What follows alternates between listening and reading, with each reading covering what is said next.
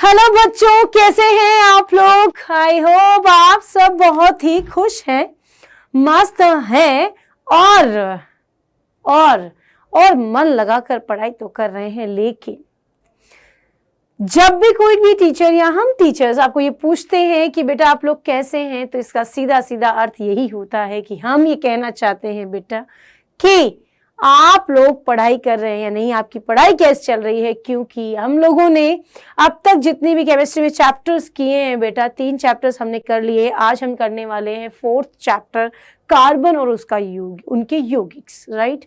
तो जो पीछे अपन ने किया है वो एकदम क्लियर है, आपने उसको रिवाइज किया होगा, आपने उसको पढ़ा होगा, ताकि आपके सारे डाउट्स क्लियर हो गए होंगे, है ना। तो इसी के लिए मैं हमेशा यही कहती हूँ आपको, जब भी मैं क्लास लेती हूँ आप बच्चों की, मैं हमेशा एक ही बात कहती हूँ बेटा कि चीजों को जितना रिवाइज करोगे चीजें उतनी ही आप लोगों को समझ में आना शुरू हो जाएगी। क्यों? क्योंकि हम लोग सोचते हैं कि एक बार पढ़ने से चीजें क्लियर हो जाती है, ऐसा नहीं है। सरस्वती माता भी कोई तुम्हारे लिए ऐसे ही नहीं बैठी हुई है कि उन्हें बस तुम पुकारो और वो चली आए, ऐसा नहीं है। उनको कहने के लिए उनके पास भी समय होना चाहिए कि वो आपको वो शिक्षा, वो ज्ञान प्रदान करे। तो आपके पास भी समय होना चाहिए कि आप भी उस कॉन्सेप्ट को पढ़ें। कम से कम 2 या 3 बार आप हर चैप्टर को विथ नोट्स पढ़ें, ताकि आपको वो टॉपिक्स इतने क्लियर हो जाएं कि आप उनसे संबंधित कोई भी क्वेश्चन आए तो प्रॉपर आप उसे विथ कॉन्सेप्ट लिख सकें। और लिखने का अर्थ क्या? लिखने का अर्थ ये कि हम लोग कोई ओरली एग्जाम नहीं देते हैं, हम थ्योरेटिकल एग्जाम देते हैं, जिसमें हम लोग रिटन में लिखते हैं पेपर को। तो आप लोगों को उसकी प्रैक्टिस भी होनी चाहिए। कई दफा मैंने ऐसा देखा है बच्चों को, मेरा ऐसा अनुभव रहा है कि बच्चे बहुत अच्छे से याद कर रहे हैं, बहुत अच्छे से उसे कॉन्सेप्ट भी क्लियर है, बट वो समय नहीं मैनेज कर पाता है, टाइम उसका मैनेजमेंट है नहीं, क्योंकि वो लिखकर याद करता ही नहीं है। तो आप लोग कोशिश करो, 10th के बच्चे तो स्पेशली, तुम्हारे हाथ में तो वो रिदम होना चाहिए, क्योंकि बेटा थोड़ा पेपर लेंथी भी होता है, क्वेश्चंस भी 30 आते हैं, तो उनको 3.25 घंटे में पूरा करने की प्रैक्टिस आपको होनी चाहिए। उसके लिए आपको बार बार लिखकर देखना चाहिए ताकि आप उन चीजों को कवर सकें। तो इन कुछ महत्वपूर्ण बातों के साथ मैं पूनम प्रजापत आज कक्षा 10वीं में आप सभी बच्चों का स्वागत करती हूँ। बच्चों, इसी लगन और मेहनत के साथ पढ़ो, मेरा ऐसा विश्वास है, और आपका भी ऐसा संकल्प अपने आप से होना चाहिए। तो हम आज करने वाले हैं कार्बन और उसके यौगिकों का वन शॉट। तो वन शॉट में हम लोग क्या क्या पढ़ेंगे, हम लोग उसका सामान्य परिचय के साथ कुछ बेसिक कॉन्सेप्ट जो उसके अंदर है, जो बहुत इंपॉर्टेंट है, जो एग्जाम में पूछे जाते हैं, वो भी हम करने वाले हैं। साथ ही वो कॉन्सेप्ट भी करेंगे जो बेसिक है, या मैं यूं कह दूं कि जो बच्चा 11th में साइंस लेना चाहता है, जरूरी नहीं है, वो तो चलो बात है ही, पर किसी भी फील्ड में जाएगा तो बेसिक साइंस तो हर जगह होती है, 10th तक की साइंस। इसलिए यहाँ के कॉन्सेप्ट प्लीज कवर करो, अच्छे से क्लियर करो। ओके, यदि कोई भी डाउट हो तो डाउट नोट करो, राइट। तो चलिए बच्चों, अब हम शुरू करते हैं आज के इस कॉन्सेप्ट को, या इस महासंग्राम को, कार्बन और उसके यौगिक आप लोगों के साथ। चलिए, आप लोग तैयार हैं? तो चलिए जी, चलिए शुरू करते हैं। हम लोग पढ़ेंगे सबसे पहले कार्बन और उसके यौगिक। कार्बन और उसके यौगिक में यदि हम चलें तो हम लोग सबसे पहले क्या देखते हैं कि कार्बन बेटा जी एक अधातु है। कार्बन क्या होती है राजा? एक अधातु होती है, और जिसका प्रतीक C होता है। करेक्ट, बात समझ में आ गई।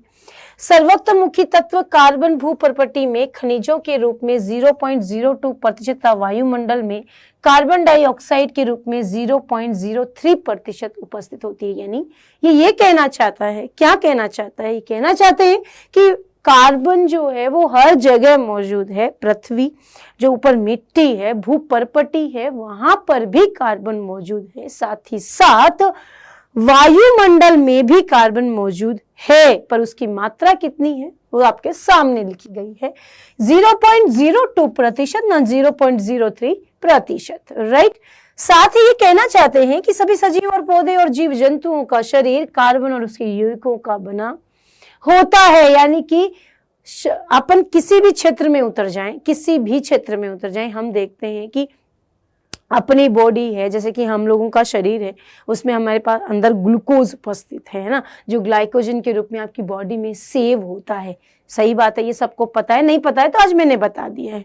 तो वो जो उसके अंदर जो ग्लूकोज है उसमें क्या होता है, C6H12O6 कार्बन मौजूद है। यस और नो? राइट। वहीं पर यदि हम प्लांट्स की बात करें तो फोटोसिंथेसिस जब होता है तो फोटोसिंथेसिस के समय क्या होता है, ग्लूकोज जो है वो CO2 और किसमें, CO2 और H2O किसमें, ग्लूकोज में कन्वर्ट होता है। वो कार्बोहाइड्रेट के रूप में भोजन बनाते हैं, अपना भोजन स्वयं बनाते हैं। राइट, बात समझ में आई? तो उसे अपन क्या कहते हैं, कार्बन और उसके बने हुए यौगिक। डन, क्लियर है? चलते हैं आगे। ये टॉपिक आपको समझ में आया, कार्बन और उसके यौगिक कौन से होते हैं। चलते हैं बेटा, कार्बन में सहसंयोजी आबंध कैसा होता है, यानी कार्बन बंध कैसा बनाता है, या कार्बन किस किस से कैसे जुड़ा हुआ होता है। बंध का जो नेचर होता है, जो स्वभाव उसका होता है, वो कैसा होता है। तो कहा कि कार्बन की परमाणु संख्या 6 होती है। आप सब जानते हैं बेटा, हम लोग आवर्त सारणी के बारे में भी डिस्कस करते हैं। तो अपन ने देखा कि अपने पास जो कार्बन है वो आवर्त सारणी में कहाँ रखा गया है, आवर्त सारणी में कार्बन को 6 नंबर पे रखा गया है, इसलिए इसका परमाणु क्रमांक 6। तो इसमें प्रोटॉन की जो संख्या होती है राजा, वो कितनी होती है, प्रोटॉन की जो संख्या होती है मेरे बच्चा, वो 6 होती है। ठीक बात है, क्लियर है? अब आता है कि इलेक्ट्रॉनिक विन्यास, आपको सिखाया है, लिखना बताया है कि इलेक्ट्रॉनिक विन्यास जनरली हम लोग कैसे लिखते आ रहे थे। अब तक आपको 9th क्लास में सिखाया था, तो उस समय ये कहा था कि नाभिक के मध्य 2 इलेक्ट्रॉन पास में, फिर उसके बाद में 8 इलेक्ट्रॉन होते हैं, हाँ या ना, ऐसा ही लिखना सिखाया। बट अब थोड़ा सा हम लोग इसी चीज में थोड़ा सा और डिटेल में देखें तो ये होता है K और ये होता है L। तो K में कितने इलेक्ट्रॉन है राजा, 2, और L में कितने हैं बेटा, 4, हाँ या ना, यस और नो। सभी बच्चों को ये बात इस तरह क्लियर होनी चाहिए कि भविष्य में यदि आपको इसका कोई भी इलेक्ट्रॉनिक विन्यास पूछे तो आप फटाफट नोट कर दें, K में 2, L में 4 होता है, दैट्स इट। क्लियर? बात समझ में आई या नहीं, जल्दी से बताओ सभी बच्चे मेरे। क्लियर है राजा? चलिए आ जाओ जी आगे। अब आता है अगला टॉपिक, क्या कहता है, अगला टॉपिक कहता है कि कार्बन उत्कृष्ट गैस विन्यास कैसे प्राप्त करता है। पहला क्वेश्चन आपके दिमाग में ये आ सकता है कि मैम उत्कृष्ट गैस क्या कहना चाहता है, उत्कृष्ट गैस क्या मतलब है, क्या कह रहे हैं, उत्कृष्ट गैस का मतलब क्या, नथिंग एल्स। उत्कृष्ट गैस विन्यास कैसे प्राप्त करेंगे, इसका मतलब होता है कि एक स्थायी विन्यास कैसे प्राप्त करेंगे, मॉलिक्यूल स्टेबल कैसे होगा, स्टेबल कैसे होगा वो। कार्बन चतुस्संयोजी है, कार्बन न तो 4 इलेक्ट्रॉन खोकर न ही 4 इलेक्ट्रॉन प्राप्त कर आयनिक आबंध बनाता है, यानी कि कार्बन के पास ऐसी स्थिति है कि या तो वो 4 इलेक्ट्रॉन ग्रहण कर ले और बाह्यतम कक्ष में 8 इलेक्ट्रॉन हो, जैसा कि हम पीछे पढ़ के आए हैं अष्टक नियम, है ना, कि किसी भी परमाणु के बाह्यतम कक्ष में यदि 8 इलेक्ट्रॉन होते हैं तो 8 इलेक्ट्रॉन होने के कारण वो स्थायी हो जाता है और वो एक स्थायी विन्यास प्राप्त कर लेता है। कहने का मतलब है कि ना तो वो किसी से लेगा ना किसी को इलेक्ट्रॉन देगा। राइट, तो इस समय आप क्या कहना चाहते हैं, तो इस समय हम यही कहना चाहते हैं कि कार्बन भी 2 स्थितियों में जूझ रहा है, वो 2 स्थितियों के बीच में कश्मकश में उलझा हुआ है। कई बच्चे मेरे से पूछे भी हैं ऑफलाइन में भी कि मैम 4 इलेक्ट्रॉन दे भी तो सकता है, ले भी सकता है, तो +4 ही हमेशा क्यों दिखाता है। इसका रीजन है, ऐसे ही कोई चीज नहीं कही गई है, हमेशा +4 ही क्यों दिखाता है, इसका भी रीजन है। वो क्या रीजन है आज हम बात करते हैं। राइट, आइए, तो कार्बन चतुस्संयोजी है, इसमें कोई दिक्कत नहीं, क्योंकि बाह्यतम कक्ष में जितने इलेक्ट्रॉन वही उसकी संयोजकता होती है। संयोजकता वो होती है जिससे कि कोई भी परमाणु अन्य किसी से कितने बंध बना सकता है। संयोजकता का मतलब क्या होता है, कोई भी तत्व किसी के साथ, एक तत्व दूसरे तत्वों के साथ कितने बंध बनाता है, दूसरे तत्वों के साथ कितने बंध बनाता है, बंध बनाने की यह क्षमता उसकी संयोजकता कहलाती है राजा। ठीक बात है, बात तो समझ में भी आई है। तो आयनिक आबंध, तो समझ में आ गए, 4 इलेक्ट्रॉन प्राप्त कर आयनिक आबंध बनाता है। 4 अतिरिक्त इलेक्ट्रॉनों को धारण करना कार्बन के लिए अत्यंत कठिन है। 4 को धारण करना यानी कि 4 तो उसके पास है, 4 को वो ले तो आकार भी तो बड़ा होगा ना भाई, प्रतिकर्षण नहीं होगा क्या, इलेक्ट्रॉन के साथ इलेक्ट्रॉन जुड़ेगा तो 4 को जोड़ना है तो प्रतिकर्षण होगा, और प्रतिकर्षण की वजह से आकार में वृद्धि होगी, और आकार में वृद्धि होगी तो वो एग्जिस्ट कम करेगा, उसके लिए हमें बहुत ऊर्जा चाहिए, अत्यधिक ऊर्जा चाहिए। तो उस ऊर्जा को ना लेकर वो सिंपली अपने इलेक्ट्रॉन देकर स्टेबल हो जाता है नॉर्मली, ना किसी से झगड़ा ना किसी से विवाद, अपने इलेक्ट्रॉन दान करो, खुश रहो, मजे करो। सही बात है, आप सब जानते हैं ना इस कॉन्सेप्ट को। जब हम किसी से कुछ लेते हैं तो व्यक्ति बड़ा रौब जमाता है, मैंने तुम्हें दिए थे ना, मैंने तुम्हें पैसे दिए थे ना, मैंने तुम्हें ये चीज दी थी ना। वहीं यदि हम किसी को दे रहे हैं तो हम किसी पर रौब नहीं जमा रहे, ये तो ह्यूमन नेचर है कि आप नहीं जमा रहे। तो आपने दिया तो आप फ्री फील करेंगे, लेकिन आपने किसी से लिया, इट्स अ प्रेशर, राइट। तो वही चीज यहां भी है, तो ये लेने की बजाय देना ज्यादा प्रीफर करता है, क्योंकि वहां ऊर्जा का कोई काम नहीं है, इसीलिए वो +4 जो है। तो देखो ये कह भी रहा है कार्बन द्वारा 4 इलेक्ट्रॉन खोने के लिए अत्यधिक ऊर्जा की आवश्यकता होती है। यहां से ये लाइन कनेक्ट हो रही है, यहां से यह आधा नहीं पढ़ना। 4 अतिरिक्त इलेक्ट्रॉनों को धारण करना कार्बन के लिए अत्यंत कठिन है, क्योंकि 4 इलेक्ट्रॉन खोने के लिए उसको अन्य अत्यधिक ऊर्जा की आवश्यकता होगी। जब वो ग्रहण करेगा तो उसे अत्यधिक क्या होगी, ऊर्जा लेनी पड़ेगी। इसीलिए कार्बन अपने अन्य परमाणु अथवा अन्य तत्वों के परमाणु से इलेक्ट्रॉन के साथ साझेदारी करता है, ना लेने की परमिशन नहीं देता खुद को, केवल और केवल साझेदारी की परमिशन देता है। एक ही प्रकार या विभिन्न प्रकार के परमाणुओं के इलेक्ट्रॉनों की साझेदारी से बने आबंध को सह संयोजी बंध कहते हैं। साझेदारी तो आप बच्चों से ज्यादा कौन जानता है ना, कि चलो भाई आज स्कूल में पार्टी करेंगे हम फ्रेंड्स, तो हम लोग क्या करेंगे, सब क्या करेंगे, 15-15, 20-20 रुपए इकट्ठा करेंगे, इकट्ठा करके 10-12 स्टूडेंट अपने अपने फ्रेंड्स का सर्किल है, उनमें साझेदारी करके कहीं पर भी हम कुछ ना कुछ खा लेंगे। तुम बच्चों के लिए तो यही पार्टी है ना, हम सबके लिए भी यही पार्टी है राजा, लेकिन बच्चों के पर्पस से यही होता है, हाँ या ना। बड़े अलग करते हैं, छोटे अलग करते हैं, मेरे बच्चे अलग करते हैं, तो यही चीज कहता है। तो साझेदारी तो आपको समझ में आती है बराबर, किसी को समझाने की आवश्यकता नहीं। कार्बन के अतिरिक्त के परमाणु हाइड्रोजन, ऑक्सीजन, नाइट्रोजन और क्लोरीन भी इलेक्ट्रॉनों की साझेदारी से आबंध बनाता है। जैसे कि बात कही गई कि कार्बन साझा करके बंध बनाता है, सह संयोजक बंध बनाता है, तो केवल कार्बन ही नहीं बनाता, केवल कार्बन में ही ये नहीं है गुण, बाकी अन्य भी ऐसे तत्व जो साझेदारी करके बॉन्ड बना सकते हैं। करेक्ट, बात समझ में आई। चलते हैं आगे।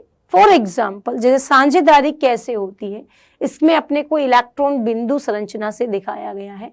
क्या दिखाया गया है बेटा, इलेक्ट्रॉनों की बिंदु संरचना, यानी कि इलेक्ट्रॉन को बिंदु के रूप में या क्रॉस के रूप में, जैसे लुईस ने बताया था, लुईस की बिंदु संरचना, इलेक्ट्रॉन बिंदु संरचना, तो वही यहाँ रिप्रेजेंट की गई है। कैसे, यहाँ ये बताया गया है साफ साफ कि अगर आपके पास हाइड्रोजन है, उसके बाह्यतम कक्ष में 1 इलेक्ट्रॉन है, हाइड्रोजन और बाह्यतम कक्ष में 1 इलेक्ट्रॉन है, तो हाइड्रोजन परमाणु है अभी। तो जब आपस में इलेक्ट्रॉन का साझा किया बेटा, ये क्या कर रहा है, साझेदारी वाले इलेक्ट्रॉनों का जोड़ा, तो HH हाइड्रोजन परमाणु के बीच में आबंध हो जाता है। क्लियर, बात समझ आई, हाँ या ना, डन है, ओके जी। चलते हैं आगे। ठीक उसी प्रकार जैसे हाइड्रोजन है वैसे ही ऑक्सीजन भी होता है। तो ऑक्सीजन में ये क्या कहता है, ऑक्सीजन में ये कहता है ऑक्सीजन परमाणु, ऑक्सीजन परमाणु के बाह्यतम कक्ष के इलेक्ट्रॉन। बेटा एक बात अभी नोट करो, आप सब कॉपी पेन लेकर बैठे, आई एम श्योर है ना, कि आप लोग ये बात लिखो कि कोई भी परमाणु जब दूसरे परमाणु के साथ साझा करता है तो केवल उसके बाह्यतम कक्ष के इलेक्ट्रॉन, किसके, बाह्यतम कोश के इलेक्ट्रॉन, बाह्यतम कक्ष के इलेक्ट्रॉन भाग लेते हैं। ठीक है बेटा जी, बात समझ में आई जी, बिल्कुल आई है।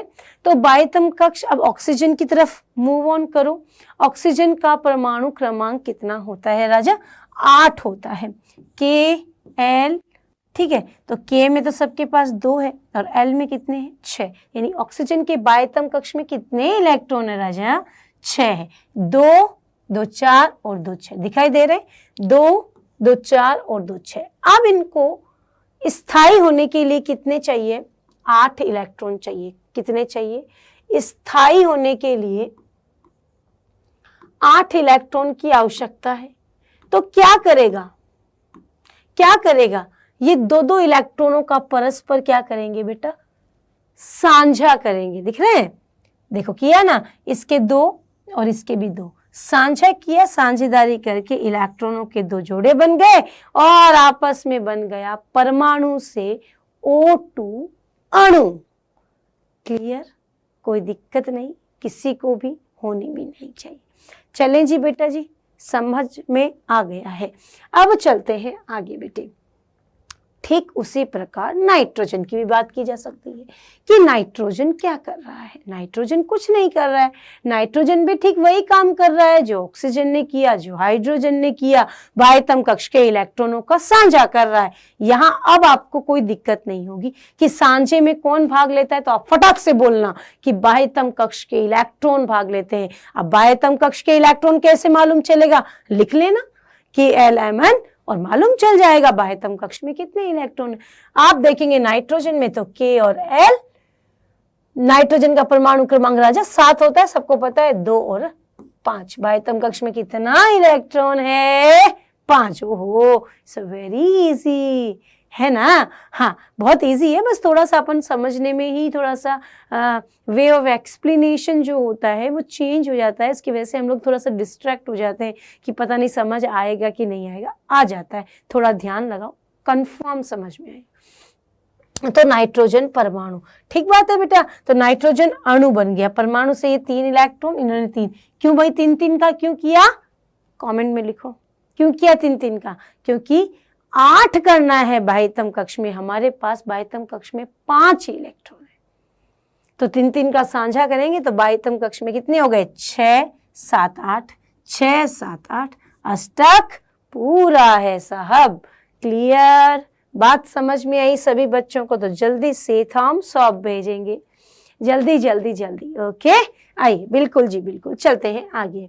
अब आता है, ये तो था समान परमाणुओं के मध्य। यदि परमाणु भिन्न भिन्न हो तो कोई दिक्कत नहीं, परमाणु भिन्न भिन्न हो तो भी अष्टक पूरा ही करना चाहेगा, क्योंकि हर परमाणु, जैसे हर व्यक्ति अपने जीवन में स्टेबल होना चाहता है, फाइनेंशियली, इकोनॉमिकली, हर तरीके से वो चाहता है कि मैं अपने जीवन को स्थायी कर लूं ताकि मुझे मेरा भविष्य सिक्योर नजर आए।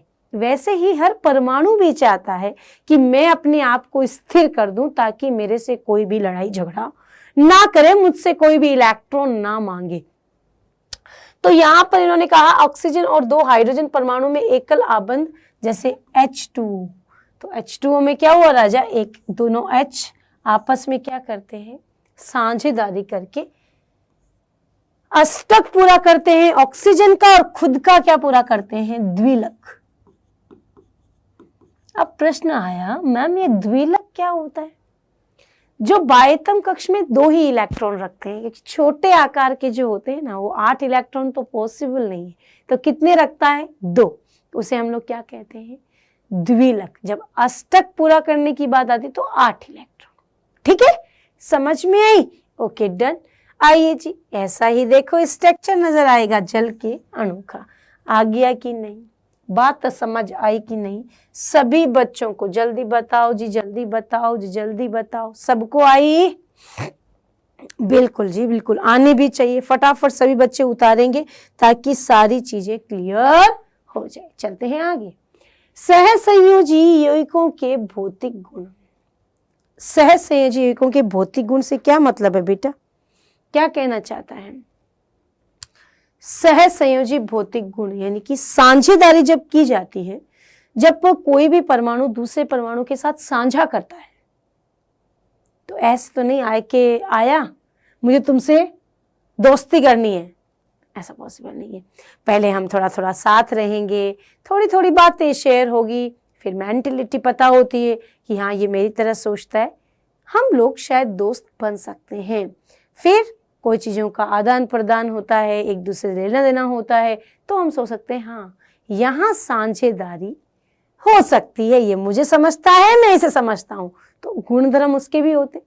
ठीक उसी प्रकार परमाणुओं के भी गुणधर्म होते हैं। तो चलिए, सहसंयोजी यौगिक कब बनेंगे, उनके भौतिक गुण क्या होने चाहिए? सहसंयोजी यौगिकों के गलनांक क्वथनांक कम होते हैं। साझेदारी है, साझेदारी वैसे तो बहुत स्ट्रॉन्ग होती है, पर थोड़ा सा उनमें एक माइनस पॉइंट होता है। एक ट्रस्ट जो होता है ना, वो व्यक्ति हर किसी पे कर नहीं सकता है, करता है वो दोस्त पर, ऐसा नहीं है, पर वो विश्वास की जो डोर होती है ना, वो बहुत ही महीन होती है। जरा सी कोई भी डाउट आया ना, टक टूट जाती है। तो इसी विश्वास के लिए कहा गया है कि ये बंध प्रबल तो होते हैं लेकिन भंगुर प्रवृत्ति में चले जाते हैं, इसलिए इनके गलनांक क्वथनांक कम हो जाते हैं, क्योंकि इनके बीच अंतराणुक बल बहुत कम होता है। बंध जो होता है उसकी प्रबलता, जो स्ट्रांगनेस है, वो कम हो जाती है। सहसंयोजक यौगिक विद्युत के कुचालक होते हैं। कुचालक मतलब क्या? विद्युत का चालन नहीं करते हैं, विद्युत का चालन नहीं। अब चालन मतलब जहां इलेक्ट्रॉन नहीं चल सकते, इलेक्ट्रॉन नहीं है, फ्री नहीं है, इलेक्ट्रॉन तो होंगे, फ्री नहीं है, है ना। अब आप अपने घर पे जाओ, ठीक है, और आप पढ़ रहे हो, स्कूल से आए और पढ़ने बैठ गए, तो आपको कोई मार्केट भेजेगा कि जा ये जा कालू ये काम कर ले, जा कालू ये काम कर ले? नहीं, नहीं कहेगा ना सोनू। क्यों नहीं कहेगा? इसलिए नहीं कहेगा कि तुम बिजी हो, फ्री नहीं हो। वही तुम मोबाइल पे गेम खेल रहे हो, टीवी देख रहे हो, ये बिजी नहीं है।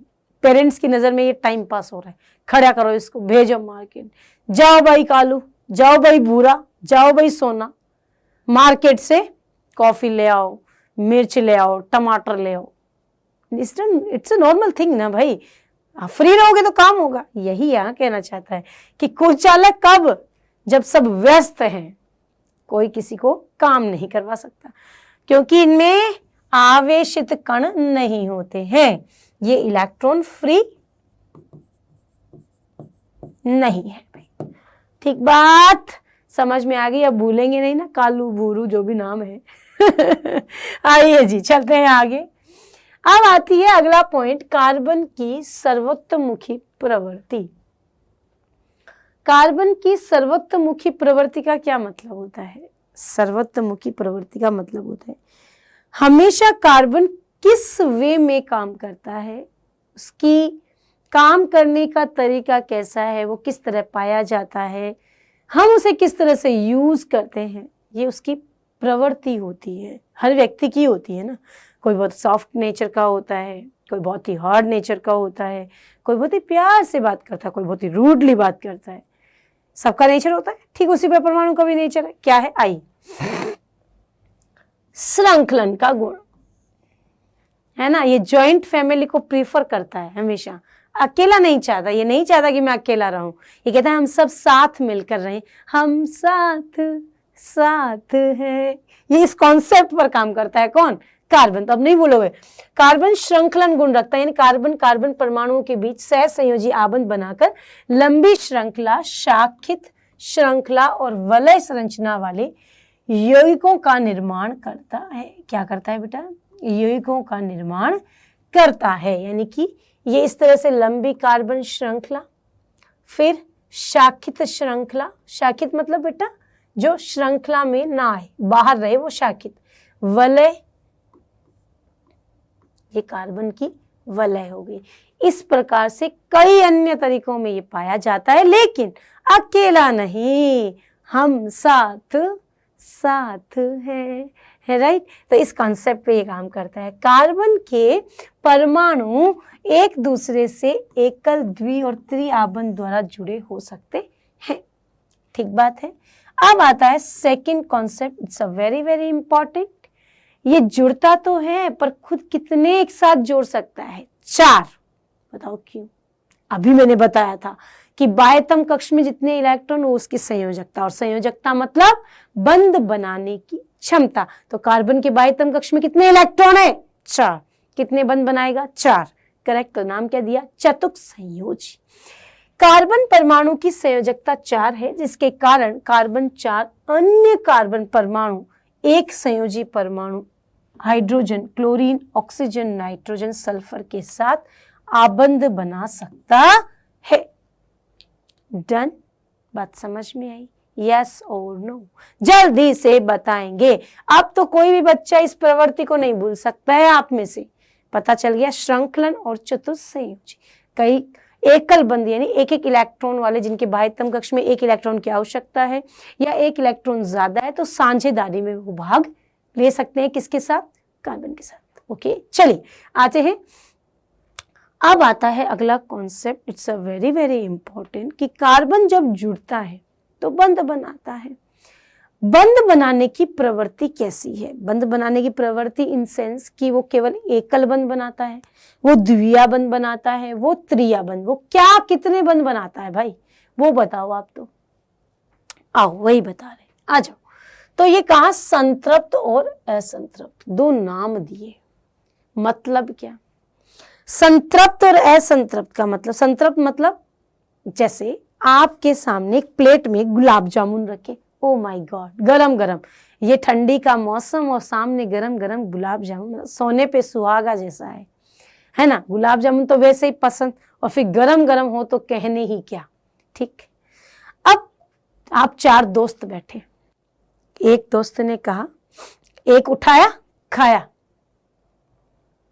बढ़िया, बस एक ही खाएंगे, बढ़िया लग रहा है, बढ़िया, ज्यादा नहीं खाना चाहिए, एक बहुत अच्छी बात है, खा लिया। वो बच्चा क्या है? संतृप्त है, यानी खुश है, वो एक से ही खुश है। पर उनमें से ही एक अन्य भाई तुम्हारा दोस्त, वो खावे जावे, एक खाया, फिर दूसरा खाया, फिर तीसरा खाया, यानी वो क्या है? असंतृप्त है, तृप्ति नहीं है। वो खाए जाओ खाए जाओ, पेट तो कुआं है, भरे जाओ, है ना? तो वही है स्थिति, यहां पर भी वही है, सेम कॉन्सेप्ट। अब समझ में आ जाएगा। तो संतृप्त मतलब जिसने एक गुलाब जामुन खाया, यानी जो एकल बंध वाले होते हैं वो संतृप्त, और एक से ज्यादा वाले हमेशा क्या होते हैं गोपाला? हमेशा ही असंतृप्त होते हैं। तो यहां पर वही कहा है कि कार्बन हाइड्रोजन के यौगिकों को कार्बन हाइड्रोजन यानी हाइड्रोजन नहीं कहते हैं, को यौगिकों को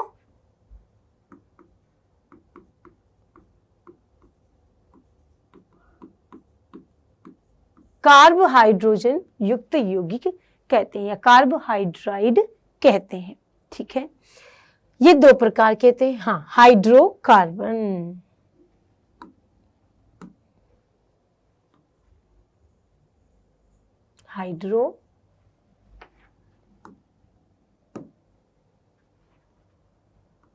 कार्बन,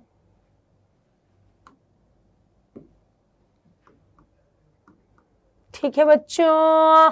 यस, हाइड्रोकार्बन में 2 है, संतृप्त, असंतृप्त। चले, पहला, कार्बन परमाणुओं के बीच एकला बंध, कार्बन परमाणुओं के बीच द्विया बंध। ठीक, कार्बन परमाणुओं के बीच एकला बंध यानी single bond, double bond, triple bond, ये सब संतृप्त है, एकल बंध है। एल्केन सामान्य सूत्र CnH2n+2, CnH2n, CnH2n-2। डन है, मामला सेट है। बात समझ आई या नहीं? जल्दी बताओ, जल्दी जल्दी बताएंगे सभी बच्चे मेरे। ये सबसे इंपॉर्टेंट बात है, सबसे ज्यादा इंपॉर्टेंट बात है, सबसे ज्यादा इंपॉर्टेंट।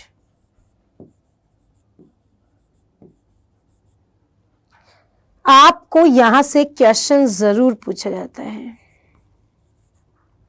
क्या भाई? कि सामान्य एकल बंध, द्विया बंध और त्रिया बंध। सामान्य बंध एकल बंध हो तो क्या कहते हैं? एल्केन।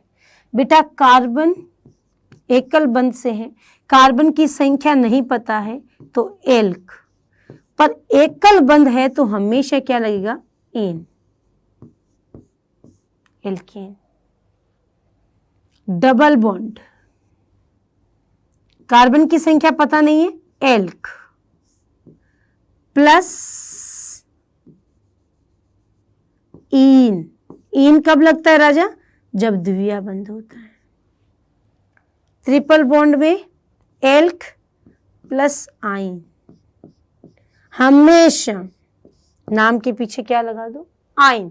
3 बंद हो तो हमेशा आइन लगाओ। बात समझ आई कि नहीं है? सभी बच्चों को उतारना है भाई, सभी बच्चे उतारेंगे जल्दी जल्दी, सभी मेरे बाल गोपाल।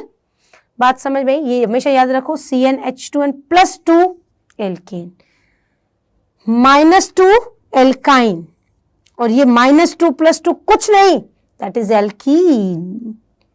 ठीक सा, क्लियर है? ओके जी, ओके। चलिए अब चलते हैं आगे। इलेक्ट्रॉन बिंदु संरचना वहां देखी थी ना, वहां पर हम कार्बन के लिए चेक कर रहे थे कि अष्टक पूरा करने के लिए, स्थायित्व प्रदान करने के लिए। यहां भी सिमिलरली सेम कॉन्सेप्ट है। यहां से भी प्रश्न आता है, 2 मार्क्स का क्वेश्चन आता है राजा, 2 मार्क्स का क्वेश्चन आता है, सीधा सीधा क्वेश्चन आता है 2 मार्क्स का। ओके, ध्यान करेंगे? आइए, बिल्कुल करेंगे। तो संतृप्त हाइड्रोकार्बन बेटा एकल बंध बनाकर कार्बन हाइड्रोजन परमाणु आपस में जुड़कर एक नए यौगिक का निर्माण करते हैं, जिन्हें हाइड्रोकार्बन कहा जाता है। और एकल बंध सब जब भी बनता है तो कार्बन की संख्या को लेते हुए नाम के पीछे क्या लगा देते हैं, कार्बन की संख्या को लेते हुए, कार्बन की संख्या को लेते हुए नाम के पीछे एन लगा देते हैं। आओ जी आओ, चले। तो पहले बिंदु संरचना बनाओ, फिर उसके बाद में नामकरण करेंगे।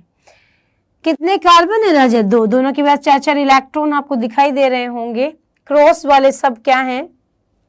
क्रॉस वाले सब क्या हैं भाई? कार्बन के हैं। और ये डॉट डॉट डॉट है वो किसके हैं? डॉट हाइड्रोजन क्रॉस कार्बन के पर इलेक्ट्रॉन। ठीक है राजा, देख सकते हैं आप सब। तो मिलकर के क्या बना लिया, एक एक इलेक्ट्रॉन का सबने साझा किया। अष्टक पूरा हो गया क्या? 2 2 4 2 6।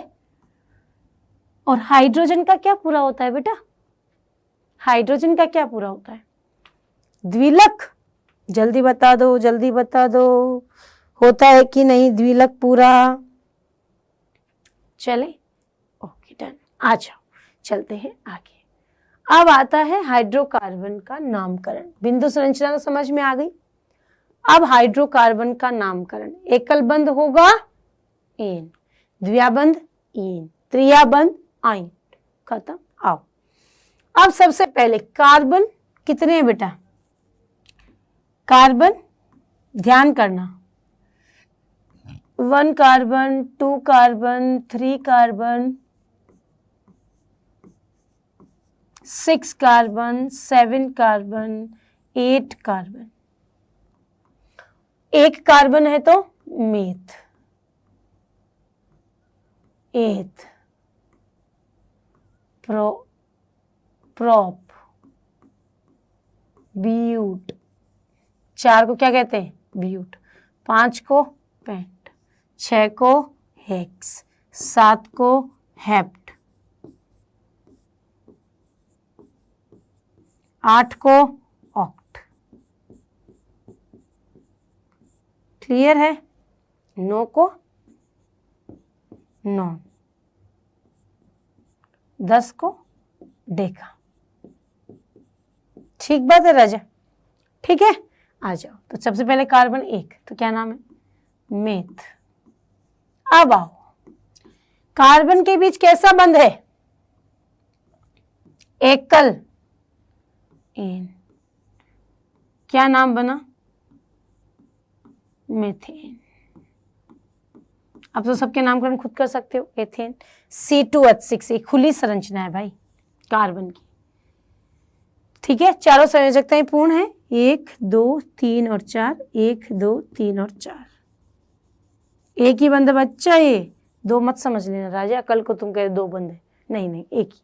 ठीक है, क्लियर हो गई सबको बात तो समझ में आ गई होगी। चलिए जी अब चलते हैं आगे। प्रोपेन, एथेन मेथेन ध्यान में आया, प्रोपेन ब्यूटेन, C3H8 C4H10 संरचना देखो 1 2 3 3 का तो प्रोप, एक एक हाइड्रोजन सब जगह समान रूप से वितरित है। हाँ या ना, बात समझ आई कि नहीं आई? जल्दी बताओ, नाम समझ आए कि नहीं आए? हाँ या ना? अब एक चीज और सिखाती हूं, क्या? ये फॉर्मूला कैसे बना। फॉर एग्जाम्पल आपको कह दे 4 कार्बन वाले एल्केन का नाम लिखो, एल्केन का संरचना सूत्र लिखो। सब बच्चे ध्यान दे लेना भाई, देखो पढ़ाई के वक्त 9 बातें। 4 कार्बन, अब ये भी तुम्हारे जैसे डीट हो गया, नहीं चल रहा है। 4 कार्बन वाले एल्केन का सूत्र, बेटा ध्यान दो, एल्केन का सूत्र कैसे निकालते हैं? CnH2n+2। n क्या है? परमाणु की संख्या। n क्या है राजा? परमाणु की संख्या। बात समझ आई? हाँ या ना? परमाणु की संख्या है। परमाणु की संख्या कितनी है? 4। n बराबर 4 प्लस गुणा H 2 गुणा 4 प्लस 2। चले C4 4 दूनी 8 और 2 10 H10। बोलो आया कि नहीं फॉर्मूला? हाँ या ना? जल्दी बताओ, यस और नो। जल्दी से बताएंगे सभी बच्चे मुझे कि यस मैम हमें बात समझ में आ गई है। जल्दी जल्दी बताओ, बात समझ आई कि नहीं सभी बच्चों को? यस और नो, क्लियर? ओके आ जाओ अब चलते हैं आगे। Pentane just like this, same formula C5H12 और 5 कार्बन में हाइड्रोजन समान रूप से वितरित है। कोई दिक्कत नहीं, कोई भी इश्यू नहीं है, आपको बात प्रॉपरली समझ में आ गई है। ये बात तो समझ में आई ना, हाइड्रोजन कैसे लगा रहे हो एक एक, क्योंकि साझेदारी की है किसकी? इलेक्ट्रॉन्स की। चलो आओ, अब असंतृप्त हाइड्रोकार्बन जो होते हैं उनकी बिंदु संरचना क्या होती है? ध्यान दो, असंतृप्त हाइड्रोकार्बन जो होते हैं उनमें alkene ethene C2H4, alkyne ethyne C2H2, ठीक बात है, CC। अब इलेक्ट्रॉन का वही, ये सब कार्बन के इलेक्ट्रॉन हैं और ये हाइड्रोजन के इलेक्ट्रॉन हैं, साझा किया और सांझे में कौन भाग लेता है? बाह्यतम कक्ष के electrons. No issue, no doubt. Doubt हो तो डाउट नट करा, आ जाओ। चले आइए, तो अब आई थी एल्काइन एथाइन और C2H2। तो बेटा यहाँ पर कार्बन ने कितने इलेक्ट्रॉन का साझा किया है? एक साथ 3 इलेक्ट्रॉन और इधर 1 इलेक्ट्रॉन का, तो 3 इलेक्ट्रॉन का साझा आपस में किया तो कितने बंध बनेंगे राजा? 3। कई बार मैंने देखा है, तुम बच्चों को पता ही नहीं होता है कि एक बंध बनाने में कितने इलेक्ट्रॉन की आवश्यकता होती है।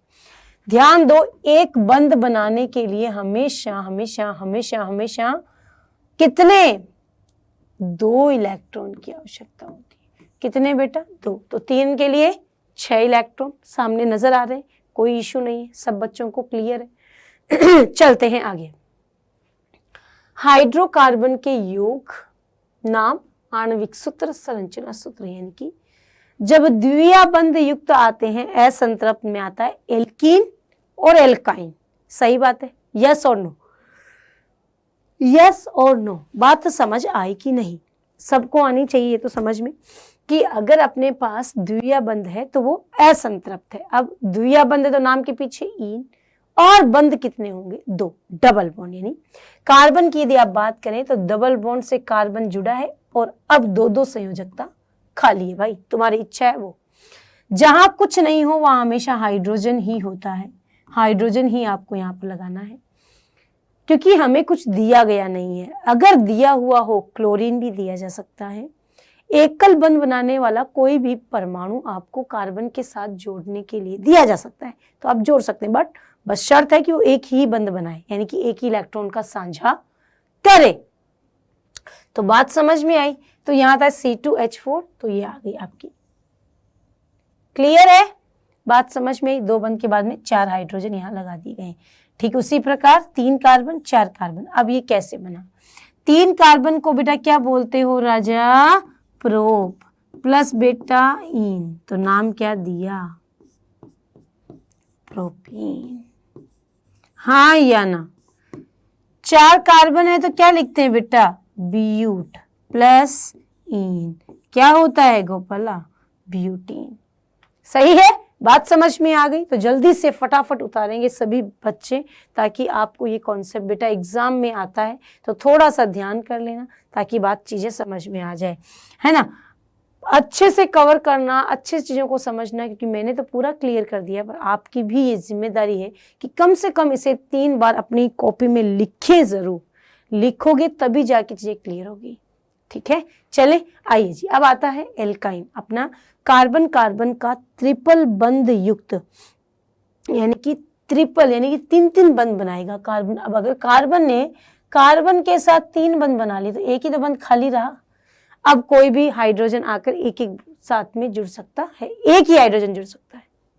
एक कार्बन के साथ एक ही हाइड्रोजन, दूसरे के साथ भी एक ही हाइड्रोजन जुड़ेगा, क्योंकि 3 तो ये बंध पहले से ही बना चुका है। ठीक, चलो आओ फिर 2 कार्बन एथ प्लस आइन, क्या हुआ राजा? Ethyne. Prop plus yne, propyne. But plus yne, butyne. ठीक है, फॉर्मूला कैसे निकालते हैं चेक कर सकते हैं। अगर आपके पास 3 कार्बन हो तो C3H2 गुणा 3 माइनस 2। आओ C3, 6 में से 2 गए तो कितना आया? 4। फॉर्मूला एग्जिस्ट करता है, हाँ या ना? बिल्कुल करता है। अरे हम लोग ही थोड़ा सा क्या है, ध्यान नहीं देते चीजों में। बाकी ये चीजें बहुत ही अच्छे से आपको समझ में आ सकती है, कोई दिक्कत होती ही नहीं है। क्लियर? आओ जी आओ, अब चलते हैं आगे। अब आता है अगला, संरचना के आधार पर हाइड्रोकार्बन। संरचना के आधार पर हाइड्रोकार्बन कितने प्रकार के होते हैं? संरचना मैंने बताई थी, सीधी, शाखित, और ये हाथ ये शाखित हो गया ना, हाँ या ना? अब ये श्रृंखला है आपकी, ये एक लंबी श्रृंखला है लंबी, इसमें ये इसके साथ नहीं जुड़ रहा है, ये इसके साथ नहीं जुड़ रहा है, तो क्या हो गया? शाखित। ठीक है, सीधी श्रृंखला, फिर शाखित और फिर वलय। ठीक है, आइए सीधी श्रृंखला वाले यौगिक, तो कार्बन कार्बन सीधी श्रृंखला में है, और ये भी एक सीधी श्रृंखला में, इसमें बाहर कोई कार्बन नहीं जो श्रृंखला में नहीं आ रहा है। ठीक है, तो उसे अपन सीधी श्रृंखला युक्त कार्बन, कार्बन नहीं बेटा हाइड्रोकार्बन कहते हैं। ठीक, आइए शाखित श्रृंखला, ये रहा शाखित श्रृंखला। लंबी श्रृंखला का चयन करो, 1 2 3 4, या ऐसा भी हो सकता है 1 2 3 4, पर एक कार्बन या ये कार्बन श्रृंखला में नहीं आ रहा है। जो श्रृंखला में नहीं आता वो शाखित। चले देखो जी, पेंटेन की संरचना, ये है नॉर्मल पेंटेन और ये है शाखित। बच्चों थोड़ा ध्यान दो, चलो मैं समझा देती हूँ। आओ 1 2 3 4 5। बच्चों इस श्रृंखला में कोई भी कार्बन बाहर है क्या? टेल मी, है क्या? यस और नो, जल्दी बताओ, है? नहीं। नहीं है, इसका मतलब ये क्या है? साधारण। साधारण, साधारण मतलब इंग्लिश में क्या बोलते हैं? Normal, right? एन, तो ये आ गया एन। ठीक है, आओ आगे। 1 2 3 4, ऐसा भी हो सकता है।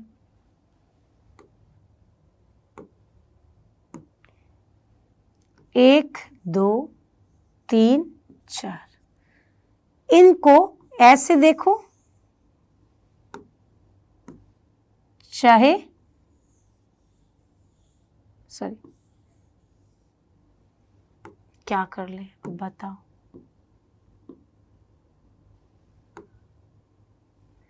चाहे ऐसे देखो, है ना? एक कार्बन तो छूट ही रहा है। ब्लू वाली लाइन में देखो तो ये छूट रहा है, रेड वाली में देखो तो ये छूट रहा है। एक कार्बन छूट रहा है, ये जो छूट रहा है वही शाखा है, उसे हम क्या कहते हैं? शाखित श्रृंखला।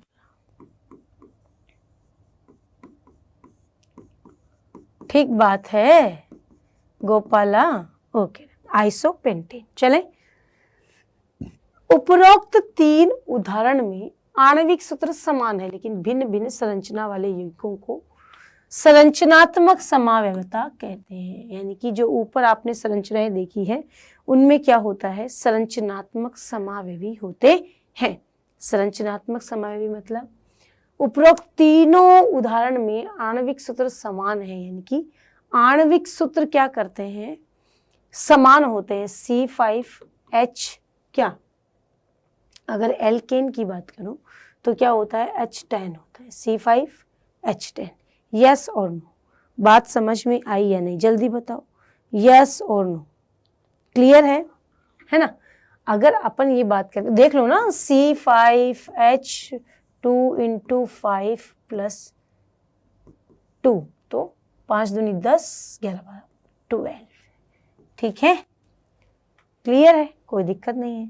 अगर एकल बंध है तो अब यहां पर संतृप्त और ये असंतृप्त वलय के रूप में है, लेकिन संरचना सूत्र समान हो, इनको अलग अलग रूप में लिख सकते हैं। 1 2 3 4 5, 1 2 3 4 और 1 5। डन है, हाँ या ना? ठीक बात, कोई दिक्कत नहीं, होनी भी नहीं चाहिए। तो संरचना समावयवता में वलय की बात अगर आप करें तो 1 2 3 4 5 6 कार्बन की वलय एकल बंध है तो है संतृप्त, और द्विया बंध है तो वो क्या है? असंतृप्त। ठीक है, चले आओ जी आओ। अब आता है इनका एग्जाम्पल, वलय का एग्जाम्पल, जिसे हमने खोल कर लिखा है। उसने एक सिंगल बॉन्ड बना के आपको दिखाया, पर प्रॉपर संरचना कैसी होनी चाहिए? देखो, अगर आप एकल बंध बना रहे हैं कार्बन पे, तो कार्बन एक एक बंध तो, और वलय के साथ है 2 बंध तो, और 2 हाइड्रोजन इस तरह से जुड़े हुए हैं। हाँ या ना? हाँ या ना बेटा? बात समझ में आई? यानी कि अगर आप इस तरह से कार्बन लिख रहे हैं 1 2, हाँ या ना? तो यहां पर 2 बंध खाली है तो 2 बंध हाइड्रोजन जुड़ जाएंगे। ये तो हो गई सामान्य संरचना एकल बंध से। अगर द्विया बंध में हो तो इस तरह से हाइड्रोजन आ जाते हैं। ठीक है, बेंजीन। क्लियर? ये कई बार एग्जाम में पूछी जाती है, बेंजीन की संरचना बताओ। It's a very very important. Okay Raja, clear है? बात समझ में आई कि नहीं? जल्दी बताओ, यस और नो, यस और नो, जल्दी बताइए। क्लियर है सबको? होनी भी चाहिए, बात तो क्लियर होनी भी चाहिए। चलिए, सही है, चलो आ जाओ। अब आता है प्रक्रियात्मक समूह। क्रियात्मक समूह क्या होते हैं बच्चों? अब तक तो आपने कार्बन और हाइड्रोजन के बारे में पढ़ा, उनकी श्रृंखला के बारे में पढ़ा, वो किस तरह जुड़ सकते हैं, सीधी श्रृंखला बना सकते हैं, एकल बंध हो सकता है, द्विया बंध हो सकता है, त्रिया बंध हो सकता है। ये केवल कार्बन हाइड्रोजन तक सीमित था, लेकिन जब कोई दूसरा विचित्र प्राणी घर में आ जाता है तो चीजें बदल जाती हैं, है ना, विशेष प्रकार के लोग हो जाते हैं ना वो।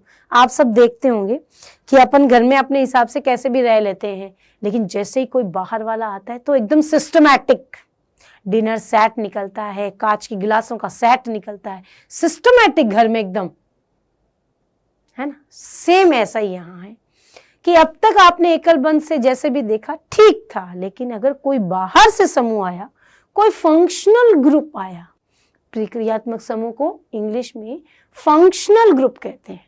अगर कोई क्रियात्मक समूह आता है, प्रक्रियात्मक क्रियात्मक समूह भी कहते हैं। कोई क्रियात्मक समूह होता है राजा, तो वहां पर हम देखते हैं क्या, वहां पर हम देखते हैं कि अपने पास चीजें क्या होती है।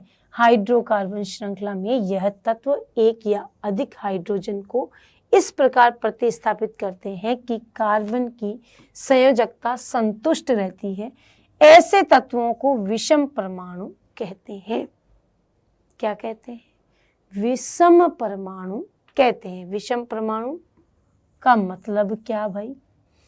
कार्बन की संयोजकता संतुष्ट रहती है। श्रृंखला में एक तत्व या अधिक हाइड्रोजन को इस प्रकार प्रतिस्थापित करते हैं कि कार्बन की संयोजकता संतुष्ट रहे। कहने का तात्पर्य क्या है कि आपके पास क्रियात्मक समूह दूसरे तत्व क्लोरीन हो सकता है, OH हो सकता है, CHO हो सकता है। अब आपको ये नाम नहीं पता है इनके, ये विचित्र देश के विचित्र लोग हैं, इन्हें हम अलग से स्टडी करेंगे। बस इतना ध्यान रखो कि ये जो अलग अलग से दिखाई दे रहे हैं ना, अलग अलग से बड़े बड़े से, इन्हें क्रियात्मक समूह कहते हैं, जो बाहर से आए हैं हमारे घर में। तो उन्हें वो क्या करते हैं, ऑफ कोर्स जैसे बुआ जी आई तो बुआ जी अब अपने रूम में, तो अपने रूम के साथ अपने को एडजस्ट करना पड़ेगा ना। या फिर मम्मी क्या कहती है, चल तुम अपना रूम खाली कर दो, तुम बुआ रहेगी तुम्हारे कमरे में, तुम बाहर हॉल में सो जाना। ले लिया बुआ ने रूम, तो बुआ ने अपने को क्या कर दिया, प्रतिस्थापित कर दिया। जस्ट लाइक दिस, ये लोग वही हैं जो क्या करते हैं, कार्बन तो क्या है, अपने पेरेंट्स हैं, और हाइड्रोजन हम उनके बच्चे हैं। तो कार्बन को तो पेरेंट्स का रूम कौन लेगा? कोई भी भुआ, कोई भी चाचा ताऊ जो भी आते हैं, कोई पेरेंट्स के कमरे में थोड़ी ना रहते हैं, बच्चों के कमरों में हक जमाते हैं। तो बच्चे कौन है? हाइड्रोजन, हम लोग। तो हमारे कमरों में ये, तो हाइड्रोजन का प्रतिस्थापन करेंगे कौन? आए हुए, बाहर से आए हुए लोग प्रतिस्थापित। क्लियर? अब तो नहीं भूलोगे? नहीं, भूलना भी नहीं है, भूलना भी नहीं है, कतई नहीं भूलना है भाई। चले आओ जी आओ, चलते हैं। यह विषम परमाणु या विभिन्न परमाणुओं का समूह जो कार्बन यौगिकों को अभिक्रियाशील तथा विशिष्ट गुण प्रदान करते हैं, प्रक्रियात्मक समूह कहलाते हैं। एक विशिष्ट गुण भी देते हैं, उनके आने से डेफिनेशन बदल जाती है ना। अपने घर में अलग सा माहौल हो जाता है, कोई बाहर से आता है, तो ठीक उसी प्रकार कार्बन का जो नेचर था वो थोड़ा सा चेंज हो जाता है, विशिष्ट प्रवृत्ति आ जाती है। विषम परमाणु प्रक्रियात्मक समूह है। प्रक्रियात्मक समूह का सूत्र, सबसे पहले क्लोरीन और Br, ऑक्सीजन, ये सब क्या है? प्रक्रियात्मक समूह है। Hello chloro, alcohol, aldehyde. अब देखो चले, Cl, Br, I, OH, CHO, इसे एल्डिहाइड कहते हैं। इसको OH को क्या कहते हैं? एल्कोहल। CHO क्या कहते हैं? एल्डिहाइड कहते हैं। और हेलोजन को क्या कहते हैं? हेलोजन जब जुड़ता है तो क्लोरो और ब्रोमो के नाम से बताया जाता है। ठीक है, आइए उसी क्रम में आगे बढ़ते हैं। क्रियात्मक समूह में कीटोन, कार्बोक्सिलिक अम्ल, एल्कीन समूह और एल्काइन समूह। एल्केन नहीं होता, एल्कीन और एल्काइन। ठीक है, ketone C double bond O, ये आपको थोड़ा सा याद रखना पड़ेगा। एक को 5-5 बार लिख लेना, एक को 5-5 बार जरूर लिख लेना बिना किसी डाउट के, ताकि आपको चीजें याद हो जाए। अब आता है कार्बोक्सिलिक अम्ल, एल्कीन समूह, एल्काइन समूह। तो बेटा ये हो गया CHO, C double bond C, C triple bond C। Clear है? बात समझ में आ गई होगी। ये थोड़ा सा याद रखना, एल्डिहाइड का सूत्र क्या होता है, कीटोन का सूत्र क्या होता है, कार्बोक्सिलिक अम्ल का सूत्र क्या होता है, ये सब प्लीज ध्यान कर लेना, ताकि आपको चीजें क्लियर रहे और आप चीजों में गुमराह ना हो जाएं कि ये कौन सा समूह है। यहाँ से क्वेश्चन कंफर्म आएगा, इट्स अ वेरी इंपॉर्टेंट है क्रियात्मक समूह। चले आइए बेटा, सजातीय श्रेणी, सामान्य, समान सामान्य सूत्र। सजातीय श्रेणी क्या? यौगिकों की वह श्रृंखला जिसमें कार्बन श्रृंखला में स्थित हाइड्रोजन एक ही प्रकार के क्रियात्मक समूह द्वारा प्रतिस्थापित होता है। उदाहरण के लिए अल्कोहल। सजातीय श्रेणी, कार्बन का फॉर्मूला C5H12, ठीक है। अब इस फॉर्मूले में C3H8, C4H10, कार्बन की एकल बंध वाली सब एकल बंध से बने, सजातीय है।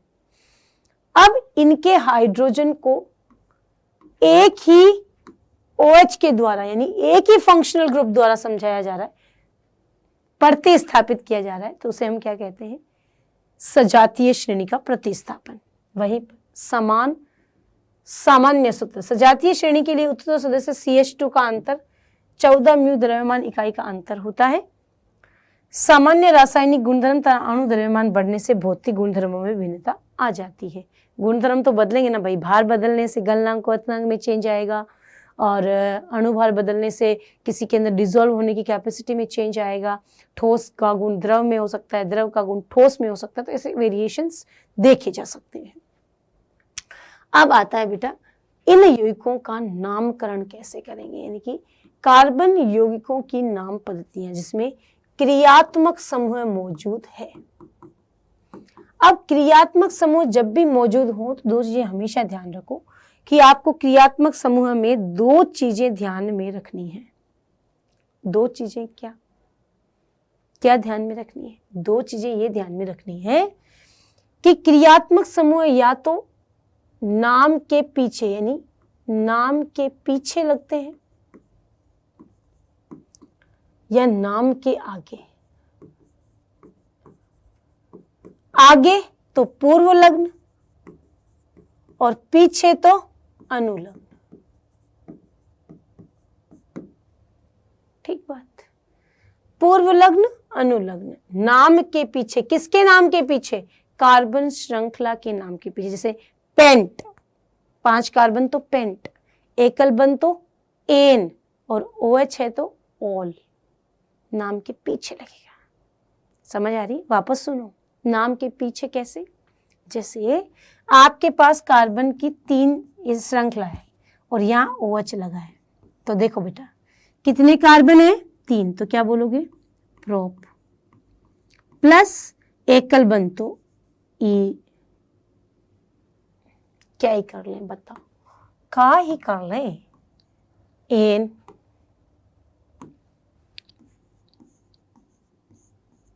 Plus all. ठीक, क्या नाम बन गया? संधि विच्छेद था, संधि कर दो, प्रोपेनॉल। इस तरह से नामकरण होता है। ठीक है। अब यहाँ हेलोजन, हेलोजन हमेशा पूर्व लग्न लगता है नाम के आगे। जैसे 3 कार्बन है तो प्रोप, एकल बंध है तो एन, लेकिन क्लोरीन है नाम के साथ, यहाँ पर CHOH की जगह Cl है, तो क्या लगाओगे? क्लोरो, तो क्लोरोप्रोपेन। ठीक है, चलो आ गया क्लोरोप्रोपेन। सही है या नहीं? जल्दी बताओ, बात समझ आई कि नहीं? कितने बच्चों को क्लियर हुआ कॉन्सेप्ट? जल्दी जल्दी बताएंगे सभी बच्चे मेरे राजकुमार राजकुमारियां, जल्दी जल्दी जल्दी जल्दी बताओ। ध्यान से पढ़ो, है ना? ऐसे नहीं कि हम तो बस हो गए, बोर हो रहे हैं मैम, इतना ही पढ़ाओ, हम इतना ही पढ़ेंगे, ऐसे नहीं। जोश होना चाहिए। वो सही कहा है, मुश्किलें दिलों के इरादों को आजमाएगी, है ना? मुश्किलें दिलों के इरादों को आजमाएगी, ख्वाबों और सपनों को आंखों से हटाएगी। ख्वाबों और सपनों को आंखों से हटाएगी, पर तुम्हें नहीं डगमगाना है ये दोस्त, ये ठोकरें ही तुम्हें चलना सिखाएगी। तो सही कहा है किसी ने, तो थोड़ा ध्यान दो। ये ठोकरें जो लग रही है, जो बैरियर जो तुम्हारे सामने आ रहे हैं, उन्हें आने दो, पर तुम्हें अपनी मंजिल पर फोकस करना है। चले, तो बात समझ में आई। अगला है, अब इसी प्रकार एल्कोहल का कर सकते हैं, एल्डिहाइड का भी कर सकते हैं। अनुलग्न ऑल, अनुलग्न एल। अनुलग्न मतलब पीछे लगेगा नाम के, प्रोपेनॉल, प्रोपेनेल। क्लियर? हाँ या ना? देखो तो बच्चा, देखो 1 2 3 ये CHO ग्रुप है, ये कार्बन काउंटेबल होता है। क्या होता है? गिनना होता है। CHO कार्बन श्रृंखला में आता है, तो ये CHO आ गया। 1 2 3 3 कार्बन प्रोप, OH है तो ऑल। ठीक है? हाँ या ना? जल्दी बताओ, जल्दी जल्दी जल्दी। बात समझ आई है या नहीं? सभी बच्चों को थम्स अप भेज दो, जल्दी भेजो। क्लियर है? Okay done. आइए जी चलते हैं। अब कीटोन और कार्बोक्सिलिक अम्ल का भी देख लो भाई जरा। कीटोन में क्या होता है भाई? अनुलग्न, नॉन अनुलग्न ओइक एसिड, ओइक अम्ल। ठीक है राजा, बात तो समझ आई कि नहीं? समझ आ गई तुमको? तनिक थोड़ा और ध्यान दो, इधर आओ। तो यहां देखो राजा, 1 2 3 3 कार्बन है ना? तो क्या गया? प्रोप। और क्या है? कीटो समूह था, कहाँ गई? ये रही कीटोन, तो क्या हुआ? प्रोपेनॉन। ये रहा कार्बोक्सिलिक अम्ल, 1 2 3 कार्बन काउंटेबल है श्रृंखला के साथ, तो प्रोपेनोइक अम्ल। कर लोगे ना तुम? हाँ या ना? जल्दी बताओ, यस और नो। सभी बच्चे मुझे जल्दी से बता देंगे। चलिए जी आइए, अब आता है बेटा एल्कीन। एल्कीन और एल्काइन का फॉर्मूला देखो। तो अनुलग्न ईन, और एल्कीन में तो ईन लगता है और एल्काइन में आइन लगता है। नाम के पीछे तो देखो डबल बॉन्ड कहाँ गया? कहीं पर भी। ये रहा ट्रिपल बॉन्ड। कितने कार्बन है? 1 2 3 prop plus ene, propene, prop plus yne, propyne. Clear?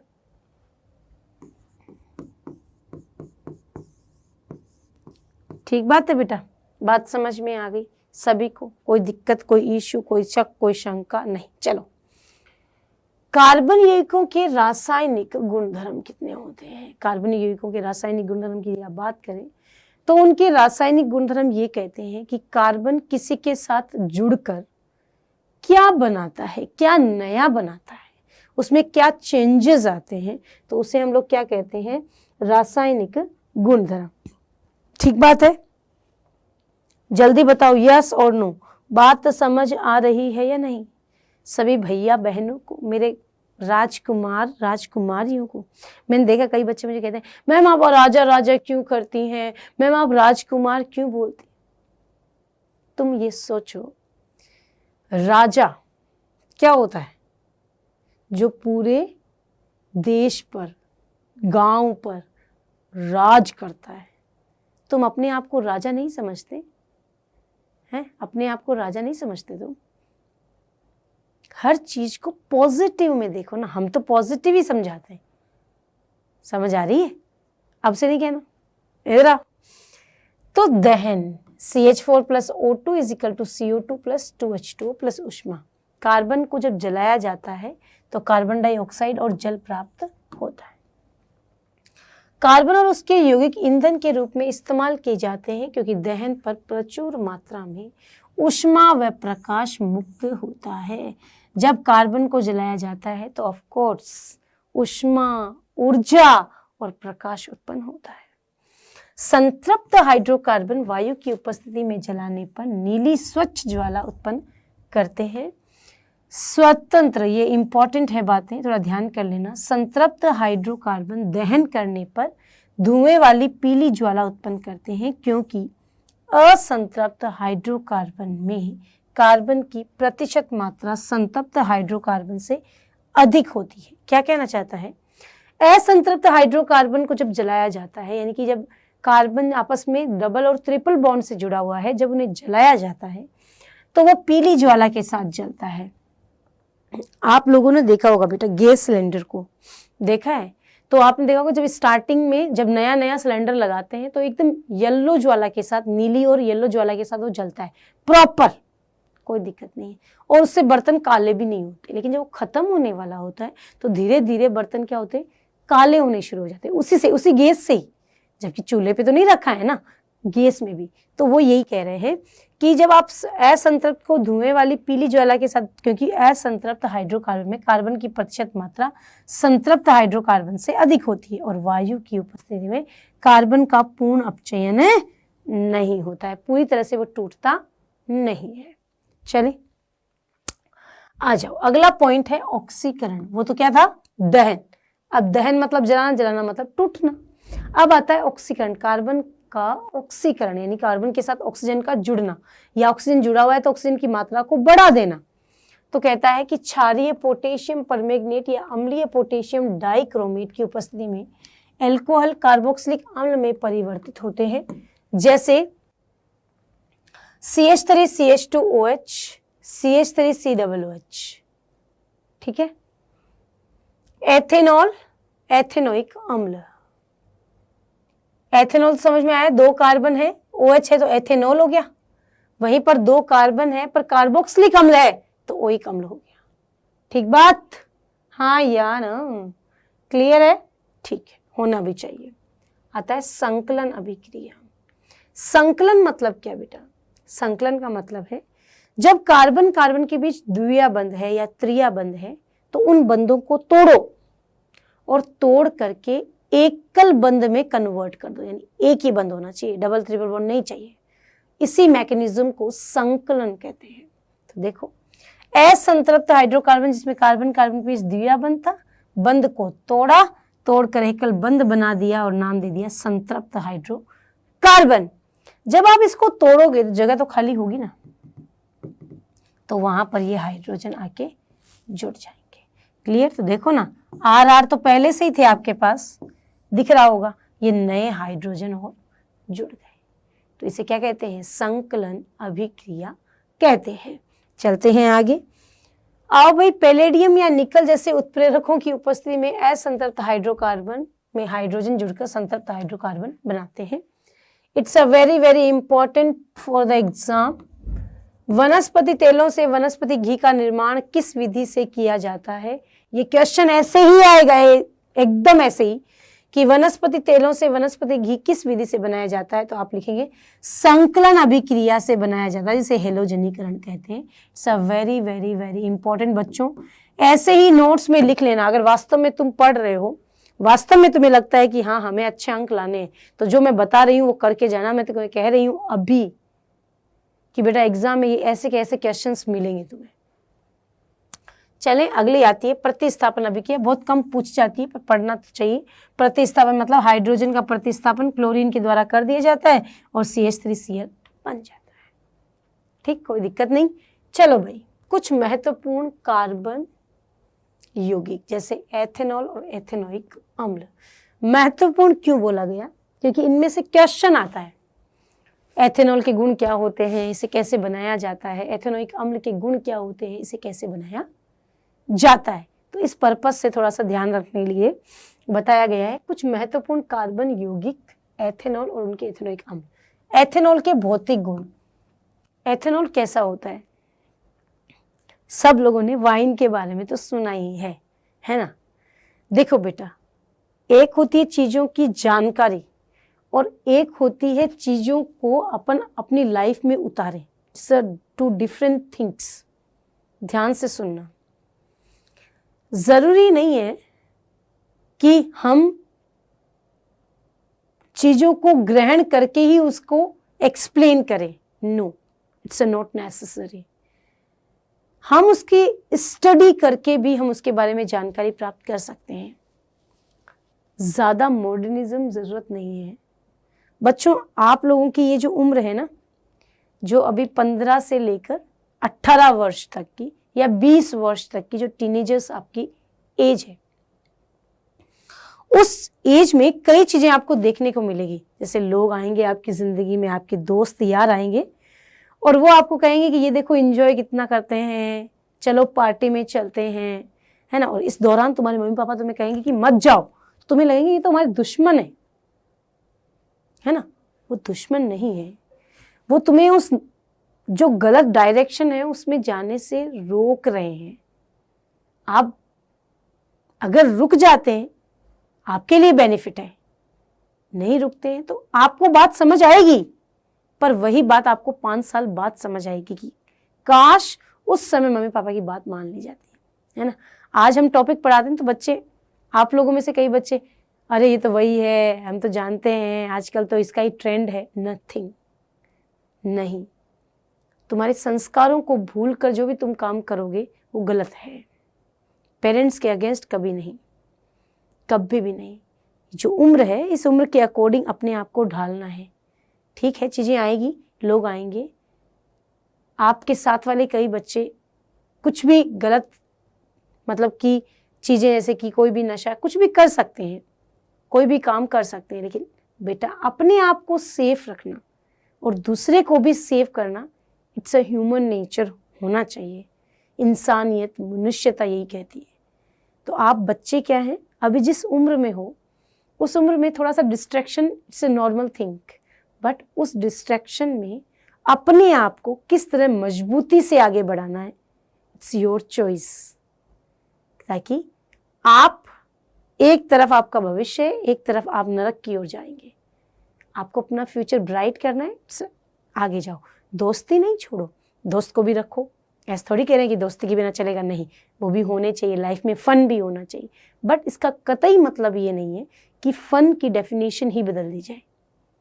मस्ती करो, फ्रेंड्स के साथ घूमो फिरो, जाओ, अच्छा खाना खाओ, है ना। तो यही चीज़ तो ध्यान में आई। आपसे थोड़ा ध्यान आओ। तो एथेनॉल है ना, तो ये रंगहीन, गंधहीन, जलने वाला स्वाद है। ये जल में घुलनशील है, वाष्पशील द्रव जिसका क्वथनांक 351 केल्विन है और ये उदासीन प्रवृत्ति का होता है। मतलब सिंपल है, ये गंधहीन होता है, इनमें स्मेल नहीं आती, थोड़ी बहुत आती है, ऐसा नहीं है। गंध तो होती है, लेबोरेटरी में अल्कोहल को देखो तुम, इसकी कितनी खतरनाक गंध आती है ना। अब केमिस्ट्री वालों को तो सब पता ही होता है भाई। वाष्पशील द्रव जिसका क्वथनांक इतना होता है और ये उदासीन प्रवृत्ति के होते हैं, नाम लिए ना क्षारीय। अब आता है, इसी में आगे बढ़ते हैं, रासायनिक गुणधर्म क्या होते हैं। रासायनिक गुणधर्म की यदि मैं बात करूं तो रासायनिक गुणधर्म ये कहते हैं कि सोडियम के साथ अभिक्रिया जब किया जाता है किसकी, अल्कोहल की, तो क्या होता है। अब अल्कोहल में सोडियम गिरा रहे हो, वो ज्वलनशील होता है, कौन, सोडियम। पानी में आग लगा दे, उसको आप अल्कोहल में डाल रहे हैं भाई साहब, ध्यान से। अगर आपने उसको डाला तो वो सोडियम एथॉक्साइड और वहां पर कौन सी गैस, हाइड्रोजन गैस, इसमें पट पट की आवाज आए। ठीक है, तो ये बना कैसे, जरा ध्यान देंगे सभी बच्चे बोर्ड पर ध्यान देंगे। CH3 CH2OH plus Na। ठीक है, अब आपने Na इसके 2 मोल लिए तो यहाँ पर क्या आया, ये हाइड्रोजन और ऑक्सीजन के बीच का बंध टूटा, 2 हाइड्रोजन रिमूव हो गए, यानी कि H2। इस तरह लिखा जाएगा और आपके पास क्या बच गया, ये भी 2 लेने पड़ेंगे, 2 CH3 CH2ONA, sodium ethoxide. Clear. Hydrogen gas की उत्पत्ति से एथेनॉल की जांच इस अभिक्रिया द्वारा की जा सकती है। निर्जलीकरण, CH3 CH2OH, CH2 double bond CH2 H2, ethene. Clear है, यानी कि आप यदि इसके अंदर निर्जलीकरण का मतलब होता है H2O का निकलना, H2O का निकलना। कैसे निकलेगा, CH2 CH2 इधर OH इधर H, क्या बन गया, CH2 डबल बॉन्ड CH2। हाँ या ना, बात समझ आई कि नहीं सभी बच्चों को, क्लियर है। ओके जी, ओके, चलते हैं आगे। एथेनोइक अम्ल, एसिटिक अम्ल के भौतिक गुण, भौतिक और रासायनिक गुण एथेनॉल के देख लिए, अब किसके देखने हैं, एसिटिक अम्ल के। जरा ध्यान से, थोड़ा धैर्य से, दिल थाम कर कि क्या होता है। द्रवहीन होते हैं, स्वाद में खट्टे, सिरके जैसी गंध आती है, इनका क्वथनांक इतना होता है, शीतलन करने पर बर्फ की तरह जम जाते हैं, इसीलिए इसे ग्लेशियल एसिटिक अम्ल भी कहते हैं। भविष्य में ठाकुर जी ने किया और आप अच्छे मार्क्स लेकर आए तो अच्छी स्कूल और अच्छा सब्जेक्ट आप चुनेंगे तो हमेशा एक प्रैक्टिकल सब्जेक्ट ज़रूर लेना चाहिए। साइंस अच्छी बात है, सब सब्जेक्ट अच्छे हैं अपनी जगह, पर साइंस में आप देखोगे, लैब में जाओगे, केमिस्ट्री लैब में, तो एसिटिक अम्ल रखा हुआ है। अगर आप सर्दियों में देखोगे ना उसको, तो वो जम जाता है, इसीलिए कैसे बर्फ के जैसा, इसीलिए इसे ग्लेशियल एसिटिक एसिड भी कहते हैं। रासायनिक गुणधर्म में सबसे पहला है एस्टरीकरण। एस्टरीकरण का मतलब होता है राजा एस्टर का बनना, एस्टर का बनना। Clear? CH3COOH, CH3CH2OH, CH3C double bond O, OCH2CH3 plus CH2O कैसे बना? जनरली अम्ल का H जाता है, पर इसमें से OH जाएगा और इसमें से H, और ये आपस में यहाँ माइनस, ऑक्सीजन पर माइनस होता है, हाइड्रोजन पर प्लस, यहाँ पर माइनस।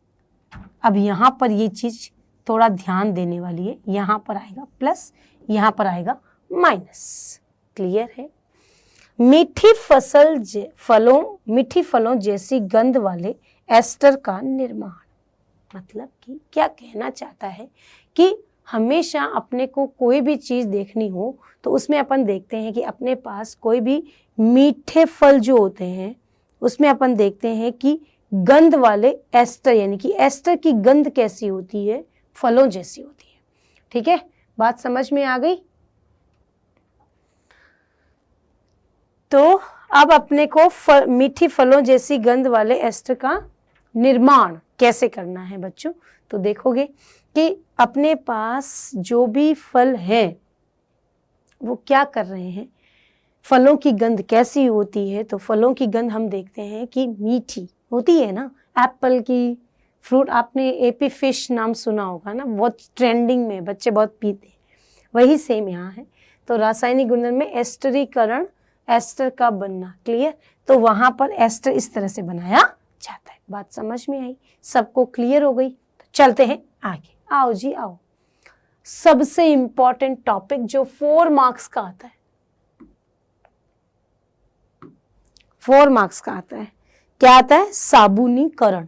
साबुनीकरण क्या होता है? साबुन क्या होती है? नाम तो सुना होगा, सबने सुना है, साबुन से गंदे कपड़ों को साफ किया जाता है। It's a detergent like. अलग अलग होते हैं दोनों, पर फिर भी हम समझ सकते हैं। साबुन का सूत्र क्या होता है बच्चों? ध्यान होना चाहिए सभी बच्चों को। C17H35COO सोडियम के साथ, है ना, लवण होते हैं, सोडियम लवण, पोटेशियम लवण, ऐसा कुछ कहा जाता है। CH3C double bond O, CH2CH3 NaOH के साथ में सोडियम एसीटेट और अल्कोहल बन जाता है। अब साबुन कैसे तैयार किया जाता है? साबुन को तैयार करने की मैकेनिज्म को साबुनीकरण कहते हैं। क्षार से अभिक्रिया NaOH plus CH3COOH, CH3C double bond OONA plus H2O, sodium acetate. Clear राजा? साबुनीकरण में क्या होता है? एसिटिक अम्ल जो होता है उसमें NaOH जब मिलाया जाता है तो साबुन बन जाता है, ऐसा कहा जाता है। ये तो केवल एक रिएक्शन है, इसकी मैकेनिज्म अलग है, ये इतना आसान नहीं है, इसको हम डिटेल में डिस्कस करेंगे। तो एक छोटा सा साबुनीकरण की विधि बताइए, तो आप इस तरह से रिएक्शन लिखकर आ सकते हैं। ठीक है, कोई दिक्कत, कोई इश्यू नहीं। एस्टर की क्रिया NaOH से करवाओ और क्या बन जाता है? सोडियम एसीटेट, और क्या बन जाता है आपके पास? अल्कोहल। ठीक, आओ। कार्बोनेट तथा हाइड्रोजन कार्बोनेट से अभिक्रिया, जब आप एसिटिक अम्ल की क्रिया इनके साथ कराते हैं तो क्या होता है बेटा? कुछ नहीं, इनके साथ कराने से सोडियम एसीटेट प्राप्त होता है, वही H2O और जल की क्रिया, यानी H2O और CO2 गैस के रूप में और H2O भी भाप के रूप में बाहर निकल जाता है। साबुन और अपमार्जक, 2 मार्क्स का क्वेश्चन।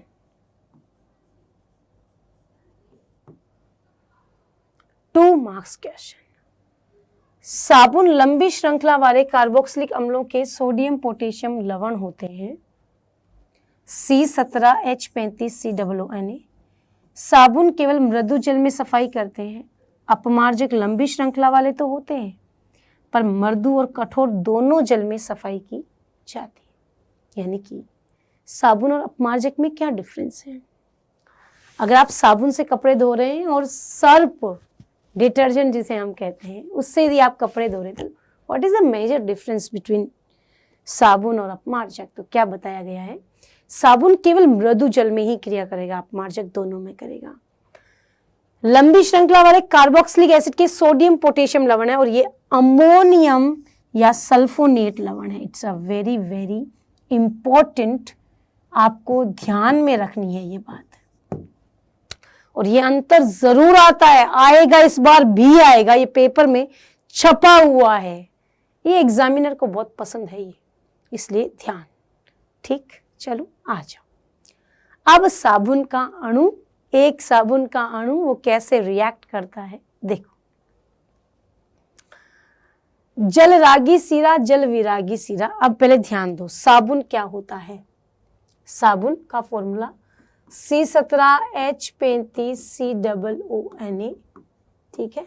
इसको तोड़ो, इसको हीट किया, C17H35COO minus plus Na plus, ठीक। अब ये फिर टूटेगा, C17H35 और COO माइनस, ये धनायन ये ऋणायन। कार्बन की श्रृंखला को हम लोग कैसे, इस तरह से, और इस ऋणायन भाग को हम गोले से। कार्बन कभी भी जल के साथ विलय नहीं होता है, जल में विलय नहीं, और ये जल में घुल जाता है। तो ये है जल रागी, जल रागी, और ये हिस्सा है जल विरागी। बात समझ में आई?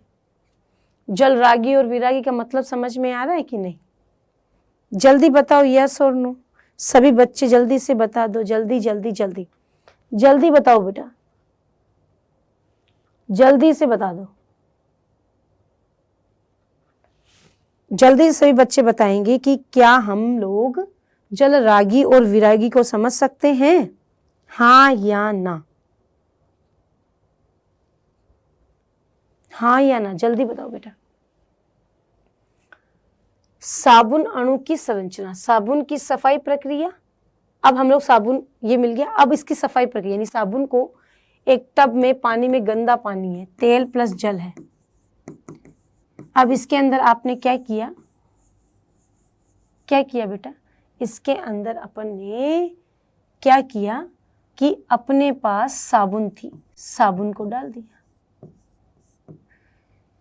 साबुन को जैसे ही डाला तो उसने क्या किया, पानी के साथ मिल गया और एक जल के साथ, तो जल विरागी भाग तेल के साथ जुड़ गया और जल रागी भाग जल के साथ जुड़ गया, हाँ या ना? तो आपके पास टब में सोचो ऐसी बूंद है, तो इसके पास ये यूं हो जाएगा,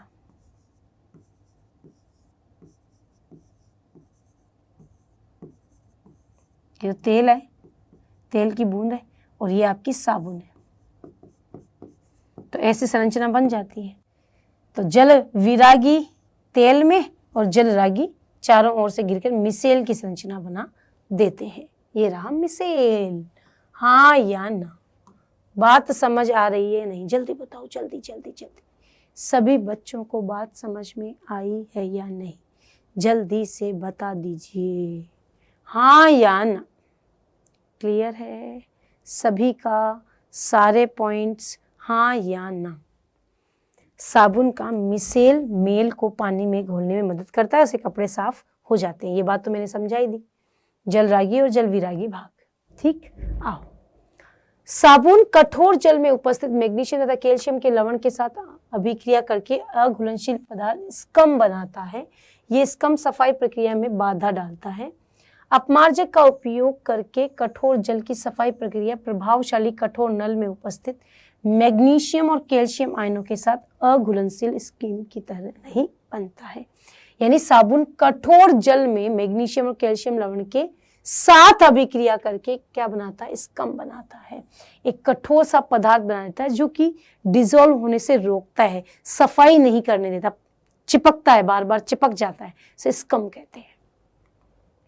ओके, चलो जी, फाइनली आपका चैप्टर हुआ कंप्लीट। तो आपको शायद पूरा चैप्टर समझ में आ गया होगा। तो सभी बच्चे कमेंट सेक्शन में ज़रूर लिख कर जाएंगे कि आपने जो पढ़ा है वो कैसा पढ़ा है, कैसा समझ में आया है। और ऐसे ही पढ़ते रहो, खुश रहो, मस्त रहो। Bye bye, take care and thank you so much. Thank you.